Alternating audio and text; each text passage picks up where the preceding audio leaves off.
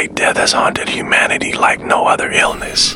It's been with us for millennia, following us through every stage of civilization. It was there when we first tamed fire, when we invented culture, and when we left Africa to explore and conquer the world. This disease has been a relentless shadow. In 1815, it caused 1 in 4 deaths in Britain. Over the past 200 years, it has killed more than 1 billion people. That's more than every war and natural disaster in recorded history combined. Even today, it remains the deadliest infectious disease on Earth. But here's a question, do you even know what it is? We're talking about Mycobacterium tuberculosis, bacterium that causes tuberculosis or TB. This ancient killer is arguably humanity's oldest enemy. Right now, 1 in 4 people alive on the planet is infected with this bacterium. Yes, 1 in 4. That means it might even be in you. So, how is it possible that a disease infecting billions and killing millions flies under the radar? It's because the White Death is the ultimate human predator. It's quiet, patient, and deadly, carefully adapted to coexist with your immune system while being incredibly hard to eliminate. Let's break down what makes it so terrifying. Perfect human predator. When TB bacteria enter your body, they usually come through the airways. Their primary target is the lungs, a sprawling cave system teeming with macrophages, immune cells that hunt and destroy invaders. In most cases, these macrophages would trap and kill foreign bacteria. But TB plays by different rules. When macrophages engulf TB bacteria, instead of dying, the bacteria fight back. They exploit their thick, waxy outer coating to resist the acid meant to dissolve them. Even worse, they turn the macrophages into hosts, feeding on them like microscopic vampires while replicating very slowly, unlike other infections that multiply rapidly to overwhelm the immune system. TB's slow and methodical replication ensures its survival. It doesn't need to rush because it's already inside you. This stealthy approach allows TB to evade detection while spreading from one macrophage to another. Eventually, the decaying macrophages leave enough of a mess to trigger a broader immune response. Your immune system recognizes that something is wrong and sends reinforcements. But this, too, is part of TB's plan. The body tries to contain the infection by forming granulomas, small, white blobs of immune cells. These granulomas act as a prison for the bacteria, but ironically, they also protect it.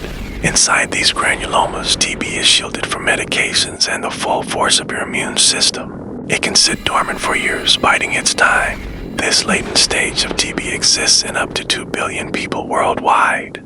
But in about 10% of cases, the disease reactivates. When tuberculosis wakes up, active TB is a slow-moving crisis, but it's devastating. When granulomas rupture, they release bacteria and dead cells into the lungs, causing chaos. Your immune system panics and overreacts, flooding the lungs with inflammation and fluid. This battlefield is no place for your lungs, and the result is catastrophic. The damage makes breathing difficult, leading to relentless coughing, sometimes accompanied by blood. But again, this is part of TB's plan. Those violent coughs expel millions of bacteria into the air, spreading the infection to others. As the disease progresses, it takes an enormous toll on the body. Patients burn with fever, lose weight, and become shadows of their former selves.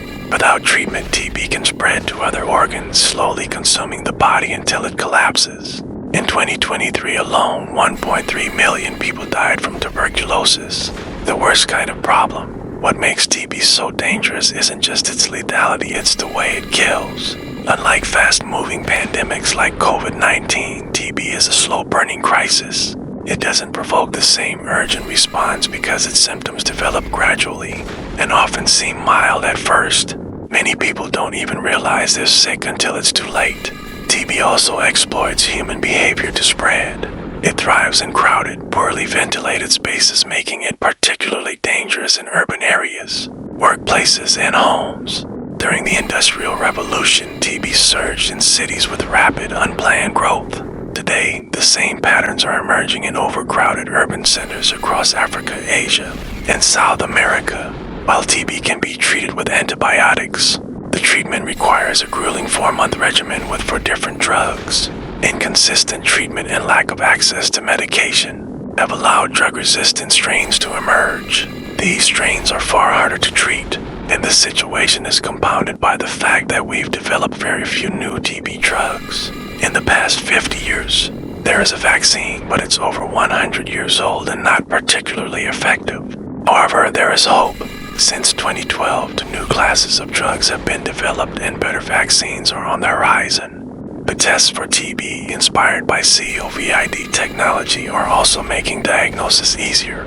A disease we can beat. A century ago, TB was a leading cause of death in the United States, with entire hospitals dedicated to treating it. Today, it's almost non-existent in many wealthy nations. This shows that TB can be defeated with the right resources and attention. But globally, the fight is far from over. In 2022, 2/3 of all TB cases occurred in just 6 countries: India, China, Indonesia, the Philippines, Pakistan, and Nigeria. In South Asia alone, TB accounted for nearly half of all related deaths. Yesterday, 4,000 people died of tuberculosis. These deaths were preventable. With better drugs, vaccines, and global awareness, we can make TB a disease of the past. The White Death has followed us for millions of years. It's time we leave it behind. If you'd like to learn more or get involved in the fight against TB, check out Partners in Health at pih.org/program/tuberculosis. We've also linked a crash course lecture on TB's history and impact below. Thanks for listening.